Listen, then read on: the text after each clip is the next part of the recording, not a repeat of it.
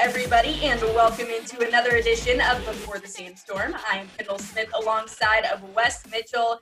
And Wes, big game this weekend. Last week you said you don't want to use the term must win, but are you willing to use that term this weekend for South Carolina's game against Troy?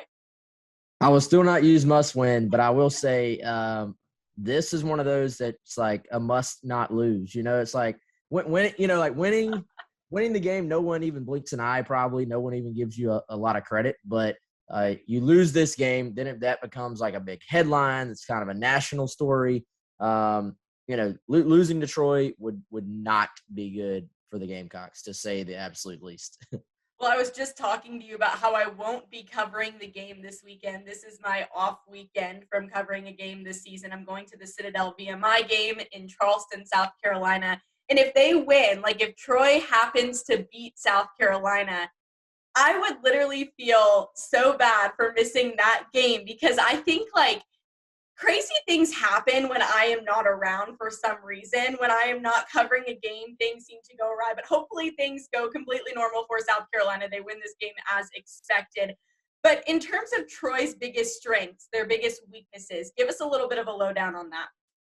Yeah, you know, there are kind of some similarities here. Obviously, Troy hasn't played quite as difficult of a schedule compared to South Carolina, but they have struggled to run the football, which obviously we've talked about it pretty much all season, that South Carolina struggled to run the football.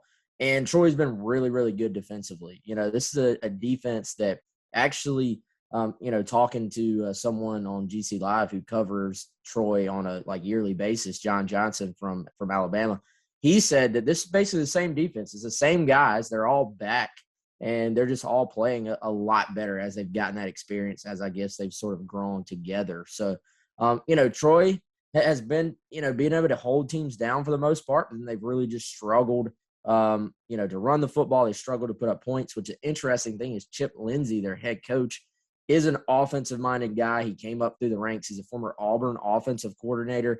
So you would have thought, if anything, they'd be pretty good on offense, but they've struggled on offense. They've been really pretty good on defense. So just going off of that surface level stuff, this could potentially be a low-scoring game. Now, I'm not saying that's definitely going to happen, but just off of that, that's definitely possible.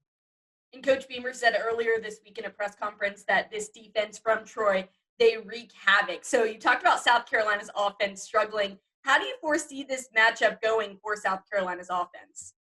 I think, I think I said this last week, Kendall. I'm going to say it again. This is the week that you need to start to see some progress from South Carolina's offense. I thought, the Georgia game maybe just didn't tell us a whole lot because, as Shane Beamer said, they got 105 stars on defense. So, I was like, maybe against a little bit more kind of a similarly talented defense to South Carolina's offense, that it'd be a little bit better showing. There were some flashes maybe here or there from the run, but still obviously not what they wanted, not what they expected coming into the season. So, I think this is a game, if by about mid-second quarter, the Gamecock fans are still sitting in Williams-Brice and groaning that there's no running game, that's probably a pretty bad sign. And I think it could be similar to maybe the ECU game where South Carolina has to grind out, a close win. If mid-second quarter, everybody's sort of looking around like, okay, we're starting to get something going here, then it's a game South Carolina can probably, I don't want to say easily win, but can, comfortably maybe win by 14, 17 points, something like that. So what aspect of South Carolina's game do you think needs to show up the most this weekend? Is it the offense? Is it the defense? Do you think special teams will play a huge role? I think special teams probably needs to play a role, just because Troy, that's one thing they have struggled with. They have struggled on special teams really across the board, not just like one unit, like not just the kicking team, not just the coverage team. It's been a real issue for them. South Carolina special teams under Pete Limbo has been extremely solid most weeks, and some weeks even above that, where they've, made some plays, blocked a couple punts.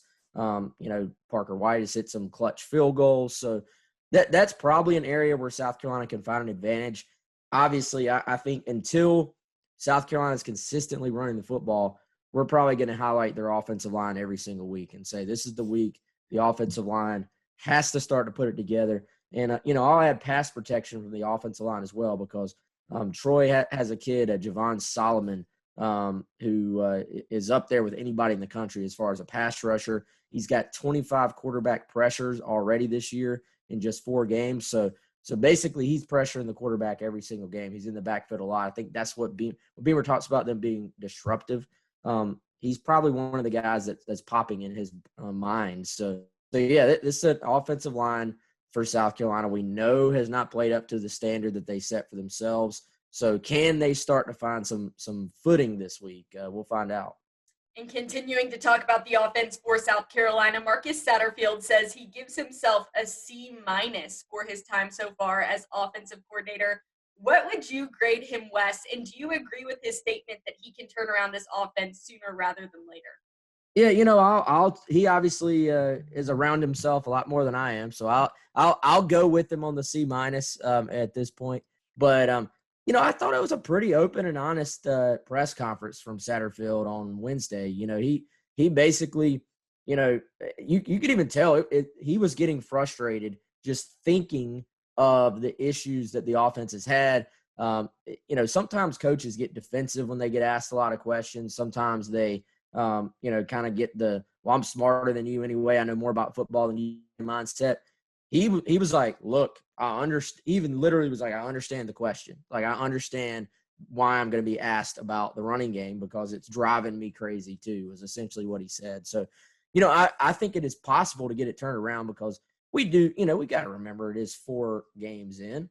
Do we also have to acknowledge that it has not been up to the standard anybody would have set coming in? Yes. So, I think, both things can be true. We can acknowledge that it has not been good at all in a lot of ways, but then that it can get turned around. I think when you look at the fact that they are guys playing in a new system, maybe there just becomes that point sort of where the light bulb comes on and they get more comfortable and it just starts clicking. Then when one good thing happens, that's generally when you start to build some confidence. And just like it's snowballed for them in the negative direction where it seems like there's not a ton of confidence on the field right now, it can snowball back the other way. And that's when you'll see it start to get going. So, I will give him, I think the fans should at least give him a pass long enough to sort of let this season play out and let's see what happens. And Satterfield talks about opening up that playbook. He mentioned it a couple of weeks ago. And then on Thursday at Carolina Calls, Coach Beamer said that Luke Doty is still working his way back up to 100%, still dealing with some foot soreness. Something that people have mentioned over this last week is allowing Doty to use his legs more. He's an athletic quarterback. Do you think that we'll see that this week, or do you think they'll maybe pump the brakes a little bit and hold off since he's still dealing with a little soreness? Yeah, I think they'll use that sparingly. I think because you've got to get him to not complete health, but to full speed is how I would say it. I think I've seen Luke Doty run. We've all seen Luke Doty run. Dude is fast, but he doesn't quite have his explosiveness right now from watching him in Kentucky. So, I think that's something where if they have to use it, they will. And maybe that's the case. Maybe they do have to start to implement that a little bit more. But, for the most part, he's not quite the explosive runner right now that he is when he is full speed. So we'll see. I think that's a dynamic, not to make excuses for him, but that is a dynamic that I'm sure would have been nice for them to have last week against Kentucky. But it looked like it just was not quite there. And I was even sitting there wondering in the first half, I was like, why have they not run Luke, really at all? They ran him a little bit at the beginning of the second half. Had a little bit of success just showing it to Kentucky's defense to make them take account for it, but it wasn't, as explosive as it would have been. I would say maybe you show that to Troy a little bit just to make sure they're aware of it and make sure they have to take account for it defensively, but then maybe try to limit the hits on Doty as much as you can. So you were a little bit off last week in your final score prediction for the Kentucky-South Carolina game. Maybe this week you can recover, redeem yourself. Wow, thanks for pointing that out there, Kendall. Appreciate that. And I have to remind all the people of when you mess up. No, I'm just kidding. By the way, didn't you pick the Gamecocks as well?